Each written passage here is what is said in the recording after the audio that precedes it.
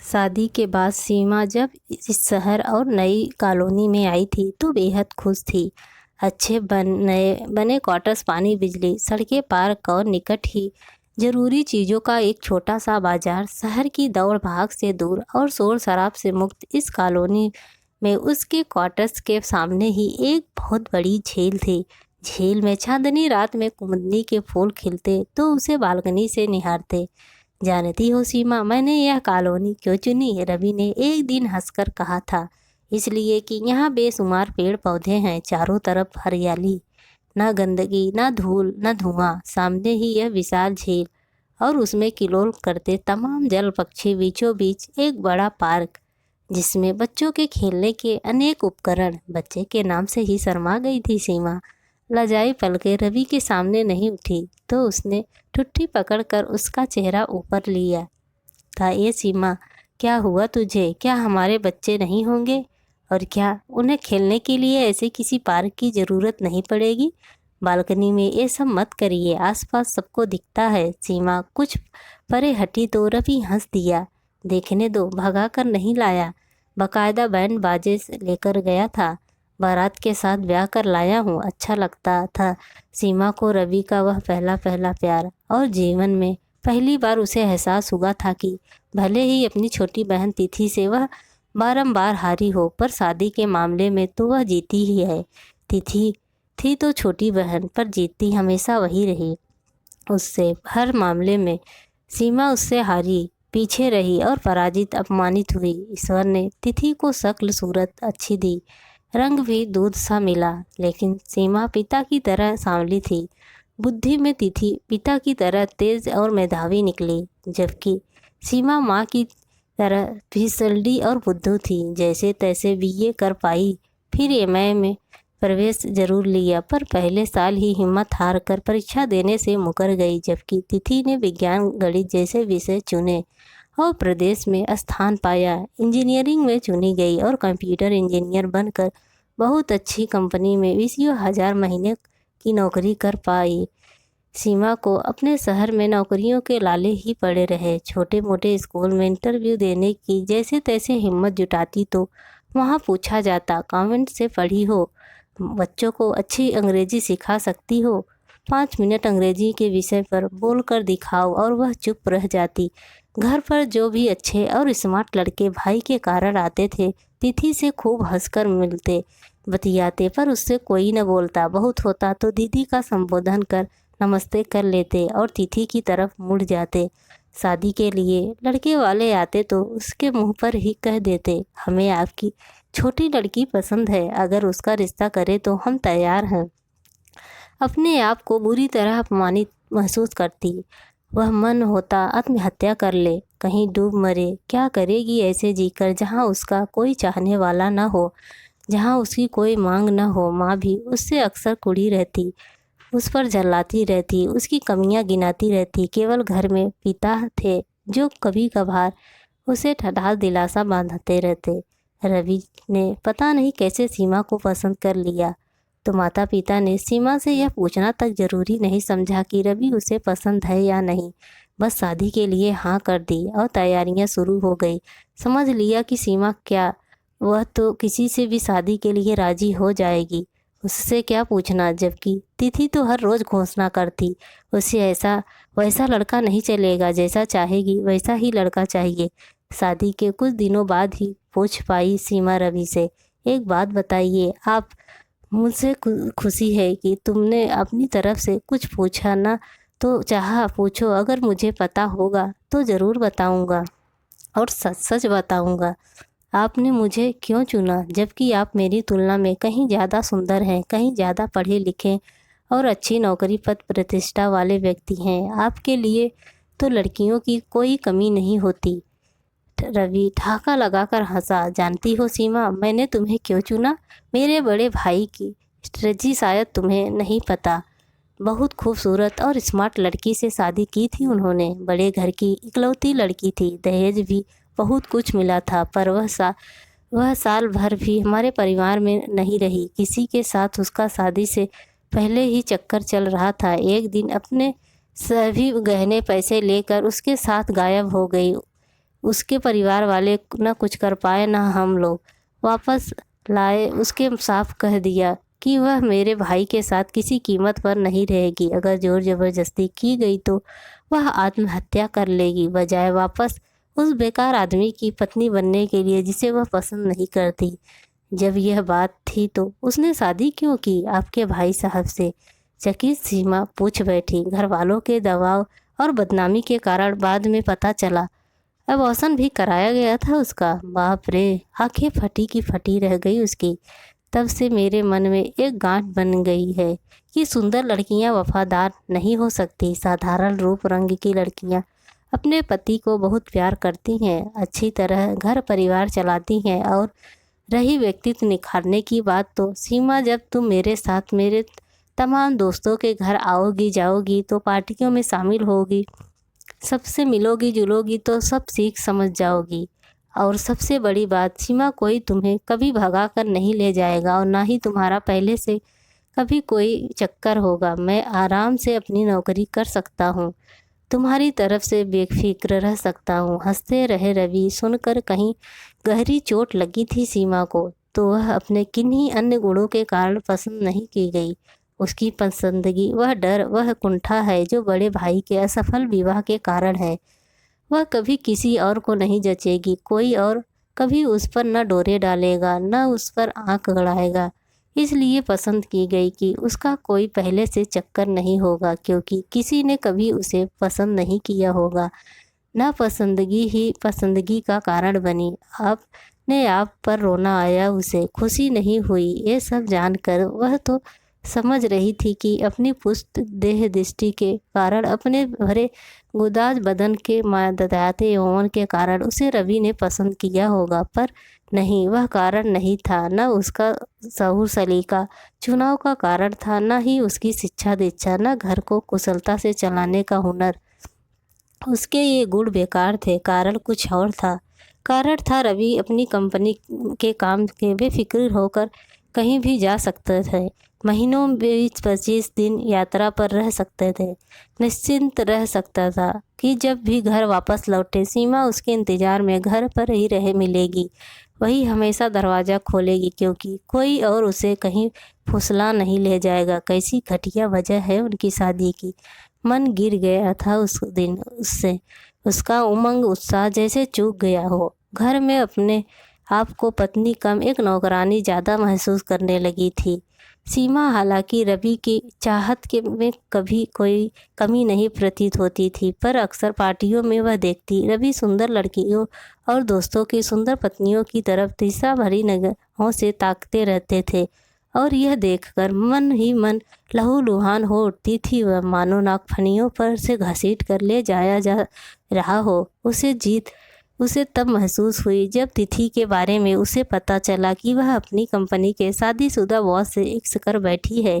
और वह मोटा तुतला प्रेमी, पैसे वाला जरूर है, पर उतना सुंदर और स्मार्ट नहीं जितना कि रवि।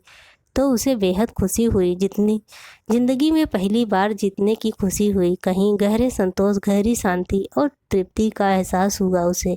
आखिर एक बार हरा ही दिया उसे तिथि को। बड़ी बेवकूफ़ निकली तुम्हारी बहन तिथि, रवि ने एक बार बाहर की यात्रा से वापस आकर बताया उसे।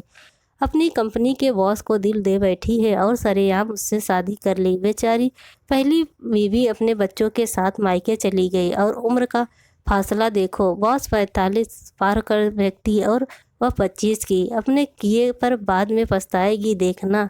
रवि के स्वर में व्याप्त तिथि के प्रति यह सहानुभूति सीमा को बेहद खली, पर वह चुप ही रही। कुछ देर सोचने के बाद किसी तरह बोली, कहा करती थी कि वह ऐसे वैसे से शादी नहीं करेगी, और कहाँ उसने ढलती उम्र के प्रौढ़ पति को ही चुना, और वह भी शादीशुदा बाल बच्चे वाला। बात हंसी में ही कही रवि ने, पर सीमा एकदम भीतर तक सुलग गई सुनकर। अगर उसने अपनी जवानी ऐसे ही लुटानी थी तो मेरे संग रह लेती।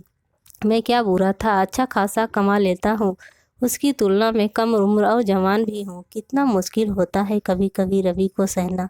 सीमा जैसे किसी पैने हथियार की धार से कतर दी गई हो। मन तो हुआ करती नज़रों में रवि को देखे और कोई तीखी बात कह डाले, पर कह न सकी। हाँ, एक रहस्य जरूर उस दिन उसके हाथ लग गया कि पुरुष को रूप की प्यास हमेशा रहती है, वह सौंदर्य प्रेमी होता ही है। किसी वजह से वह साधारण स्त्री से विवाह भले ही कर ले, पर मन में किसी रूपवती स्त्री को प्यार करने पाने की भूख हमेशा बनी रहती है। पर यह भूख तो औरत को भी रहती है, पर उसके भीतर नहीं है, क्योंकि रवि उसकी तुलना में कहीं ज़्यादा सुंदर है। अगर वह तिथि की भांति रूपवती होती और रवि काले कलूटे मोटे भद्दे होते तो वह भी अपने आप को असुविधाजनक स्थिति महसूस करती। सुंदर युवक के प्रति अपने भीतर भी एक सतत प्यास, एक सतत आकर्षण अनुभव करती, पर कई तरह समझाया अपने मन को, पर समझा नहीं सकी।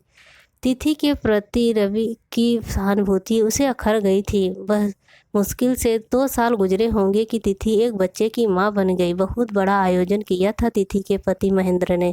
रवि और सीमा को भी आग्रह करके बुलाया तो वे लोग भी गए। उसका वैभव देखकर चकित रह गई सीमा। वाकई बहुत बड़े व्यक्ति थे। वह जितना बुरा और भद्दा समझ रही थी, उतने बुरे और भद्दे भी नहीं थे। सीमा और रवि का बहुत आदर सत्कार किया उन लोगों ने, बल्कि महेंद्र ने रवि को अपनी कंपनी में काम करने का ऑफर तक दे दिया। कह दिया कि मार्केटिंग की नौकरी रवि जब चाहे उनसे यहाँ स्वीकार करे, उन्हें खुशी होगी। वे लोग वापस अपने घर पहुँचे ही थे कि तिथि को फ़ोन आया, सीमा रवि की तुरंत भेजो, महेंद्र को हार्ट अटैक आया हुआ है, कोमा में है, एकदम नर्वस हो रही हूँ, समझ नहीं पा रही हूँ क्या करूँ और कैसे करूँ। सुनकर सीमा हड़बड़ाई, पर उसे कहीं सुकून सा भी महसूस हुआ। बहुत इठला रही थी इतने बड़े और प्रतिष्ठित व्यक्ति की बीवी बनकर।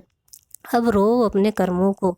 रवि कहीं दूर पर निकलते ही योजना बना रहे थे, सुनकर तुरंत गंभीर हो गए। हमें चलना चाहिए, तुम अकेले ही जाओ, हाँ तुम्हारी ज़रूरत होगी। ऐसे कठिन समय पर ही अपना व्यक्ति याद आता है। सीमा ने ऐसा वैसा भी यहाँ क्वार्टर्स को बहुत दिन अकेला छोड़ना सुरक्षित नहीं है। कहीं कोई टैक्सी सीमा थी मन में, जिसका कारण आना टाल गई। रवि का वहाँ से 3 दिन बाद फ़ोन आया, महेंद्र जी की हालत अभी तक वैसी ही है, कोमा में है, होश नहीं आया है, इसलिए अभी और रुकना पड़ेगा। सीमा यूँ तो अकेली रहने की आदी थी, अक्सर रवि टूर पर रहते थे, पर पता नहीं क्यों इस बार उसे अकेलापन बेहद अखरा। भीतर हमेशा एक बेचैनी सी अनुभव होती रहती उसे। अखबार अक्सर वह कम देखती, पर इधर वह एक खबर गौर से पढ़कर अपना खाली वक्त गुजारती, अपने शहर और अपनी कॉलोनी की। इस झील पर एक लंबी चौड़ी खबर पढ़कर वह चकित हो गई। वहाँ एक नई कॉलोनी बनने की योजना बनने लगी। सुंदर झील सीमा की पहली बार बेहद उजड़ी हुई, बर्बाद और बेनूर लगी, जैसे अपने दुरिंदों भर आंसू बहा रही हो, एक औरत की तरह जिसका सब कुछ उजड़ जाता है। रात को 11 बजे का फ़ोन आया, बुरी खबर है सीमा, महेंद्र की मृत्यु हो गई। गहरा धक्का लगा सीमा को। वह तिथि से नफरत तो करती थी, पर उसका इतना बुरा नहीं चाहती थी। अब क्या होगा सोचती हुई सिसकती रही देर तक। दूसरे दिन रात को फिर फ़ोन आया, तैयार रहना, यहाँ आना पड़ेगा तुम्हें। तिथि एकदम अकेली पड़ गई है। उसका घर महेंद्र के घर परिवार वाले, पूर्व पत्नी व उनके बच्चों से भर गया है। सब उसे तरह तरह के ताने दे रहे हैं। सब कुछ संभालना कठिन हो रहा है। तिथि को तुम आकर संभालो, कुछ दिन मैं कानूनी पहलू देखने में उलझा हूँ। सीमा मम्मी पापा के साथ ही पहुँच गई तिथि के घर। वह बुरी तरह टूट गई थी, एकदम गुमसुम सी हो गई थी। उसे न अपना होश था न बच्चे का। ऊपर से महेंद्र की कंपनी और उनके बैंक की जमा पूंजी पर कब्जा करने की उनकी पूर्व पत्नी व उनके परिवार वालों की कोशिशें। घर जैसे कुरुक्षेत्र का मैदान बन गया हो। हर वक्त षड्यंत्र और संघर्ष की स्थिति। रवि के साथ सीमा के पिता भी भाग दौड़ करने लगे। तिथि की जिंदगी का सवाल था। महेंद्र उसके नाम कुछ नहीं कर पाए गए थे, कोई पावर ऑफ अटर्नी नहीं उसे दे पाए थे। बस तिथि 4 डायरेक्टरों में से एक थी, इसलिए अकेले कोई निर्णय लेने की स्थिति में भी नहीं थी। बैंक के कुछ खाते तिथि जरूर अपने दस्ता खातों में चलाती थी, पर उनमें भी कोई खास पूंजी नहीं थी। जिन खातों में अधिक धन था उन्हें स्वयं महेंद्र चलाते थे। उनमें तिथि को नामित भी नहीं कर रखा था। नामित थी तो उनकी पूर्व पत्नी, और इस बात पर शायद महेंद्र ने जीते जी कभी ध्यान नहीं दिया था। रवि ने सीमा से कहा, तिथि को यहाँ से ले चलना पड़ेगा, यहाँ कुछ का कुछ खास नहीं रह गया। पत्नी और उसके घरवाले महेंद्र की कंपनी और उसके बैंक खातों पर कानूनी हक जमा लेंगे और तिथि देखती रह जाएगी। न उससे कुछ मिलेगा न उसके बच्चे को। तिथि का दुख सीमा को भी उस वक्त बेहद दर्द रहा था, पर वह कह रही क्या सकती थी। कानूनी दांव पेचों से यह वाकिफ नहीं। 2 डायरेक्टरों को तिथि के साथ दिया और एक अलग कंपनी खोलने का प्रस्ताव रखा। तिथि ने सिर्फ सिर हिलाकर अपनी स्वीकृति दी। रवि उसमें कुछ धन लगाने को राजी हो गए। उत्पादकों की मार्केटिंग की जिम्मेदारी रवि ने अपने हाथ में ले ली। सीमा वापस लौट आई। सीमा लौट कर जरूर आई। जिस तरह रवि तिथि की सहायता कर रहे थे, उसका और उसके बच्चे का जिस तरह ख्याल रख रहे थे, जिस तरह उसके लिए चिंतित थे, उसे सीमा का माथा ठनक गया था। कहीं वह स्वयं ही इस झील की तरह न उजड़ जाए, कहीं उसके सर्वस्व पर तिथि की कब्जा न कर ले। कहीं रवि ने तिथि से व्यवसाय में इसलिए तो धन नहीं लगाया कि तिथि को हासिल कर सके।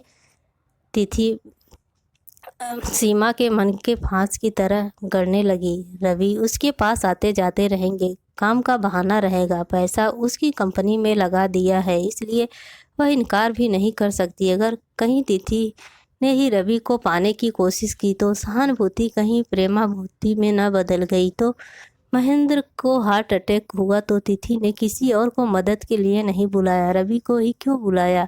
क्योंकि वह रवि पर भरोसा कर सकती थी, क्योंकि रवि उसे अपने लगे थे, अपने लिए सच्ची सहानुभूति रखने वाले, अपने सुख दुख में सच्चा साथ देने वाले सहयोगी साथी। कहीं यह सहयोग साथ अस्थायी न हो जाए और वह इस झील के बेनूर कचरे की खत्ती बनकर न रहे यह जाए, वह उतनी ही परेशान होती जाती। सीमा को लगा वह फिर कहीं पराजित हो रही है तिथि से, फिर पहले की तरह हार रही है तिथि से, हार कर भी उससे जीतने जा रही है। क्या करे? सीमा बेचैन, हड़बड़ाई, परेशान, विक्षिप्त सी बार बार कमरे में आती और कमरे से बाहर निकल बालकनी में खड़ी होती, लेकिन सामने की उजड़ती मरती झील देखकर सहम जाती और घबरा कर फिर भीतर कमरे में लौट जाती। वह करे भी तो क्या करे, कुछ समझ ही न पाती। दोस्तों, आपको ये स्टोरी कैसी लगी प्लीज़ कमेंट करके ज़रूर बताएं।